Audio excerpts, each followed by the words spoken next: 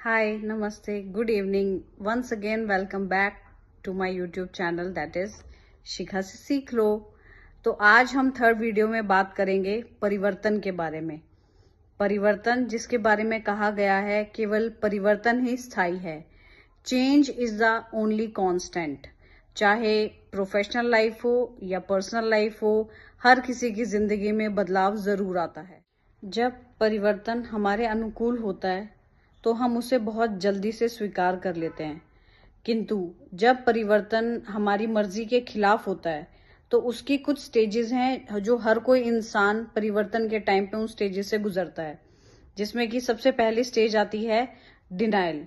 मतलब हम वो चीज स्वीकार करना ही नहीं चाहते कि ये परिवर्तन हमारी जिंदगी में आया है, चाहे वो प्रोफेशनल लाइफ हो या पर्सनल लाइफ हो।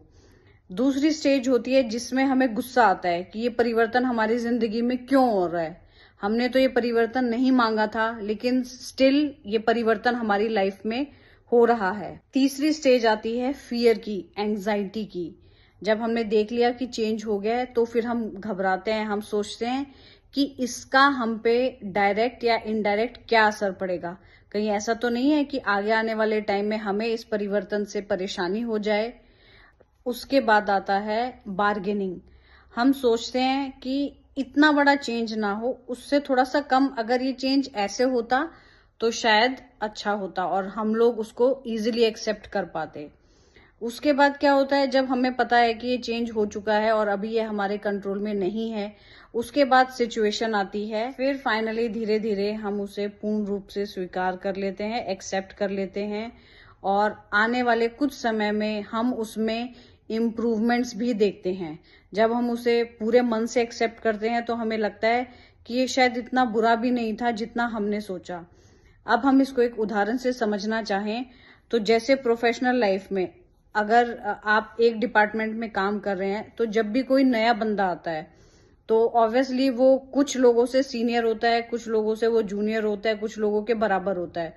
तो जो एग्जिस्टिंग लोग होते हैं उस डिपार्टमेंट में, तो काफी लोगों को उससे एक फियर रहता है, एक डर रहता है। कहीं ऐसा तो नहीं है ये हमारी जगह ले लेगा, कहीं ऐसा तो नहीं है ये हमारा काम छीन लेगा, कहीं ऐसा तो नहीं है इसको ज्यादा महत्व मिलने लग जाएगा हमारी बजाय।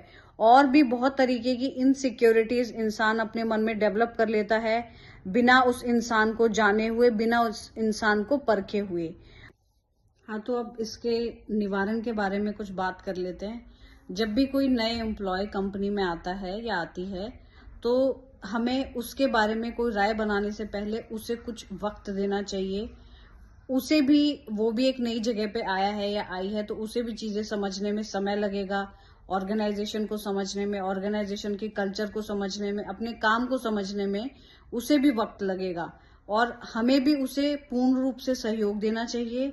उसके साथ साथ में उसे समय देना चाहिए कि वो अच्छे से चीजों को समझ ले और कुछ महीने बाद या कुछ साल के बाद जब हम अच्छी तरीके से उस इंसान को जान जाएं, उसके बाद ही हम अपनी राय बनाएं, ना कि आते ही हम उसके बारे में जजमेंटल हो जाएं और हम अपनी राय बनाएं। घर में आए हुए नए मेंबर को सहयोग देना चाहिए, प्यार देना चाहिए और टाइम देना चाहिए ताकि वो चीजों को समझ सकें।